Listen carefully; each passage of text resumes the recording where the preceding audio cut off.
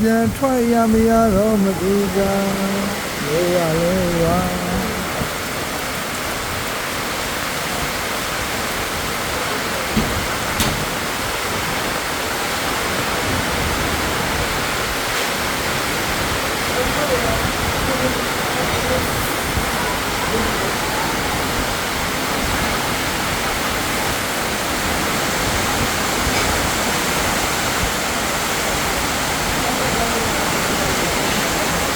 ကျွန်တော်တို့ဆွဲလန်းလေးရတယ်လို့မပြီးရအောင်လို့ဒီလိုလေးကြံလာတယ်နည်းနည်းလေးမပြီးရ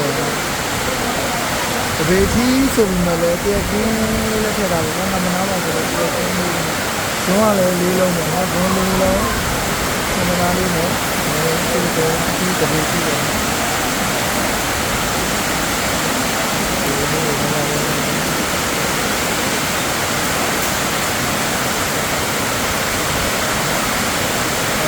ဆင်းနဲ့ကိုယ်တို့ကြည့်ရအပေါ်ပိုင်းပုံလေးဘောတော့နေနေလာနေကကျွန်တော်တို့ကနေရာဒေသမျိုးကိုလာရောက်တဲ့ဆင်းပြပါတယ်ခုလိုမိုးရွာနေချိန်ဆိုရင်တော့လမ်းနေရာတော်ဆိုးတဲ့အတွက်ကားတော်ပြန်ထွက်လို့ရမှာမဟုတ်ပါဘူးလို့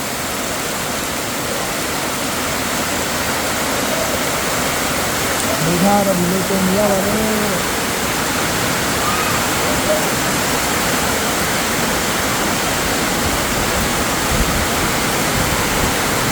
Promise to learn my information. I'm going to publish on the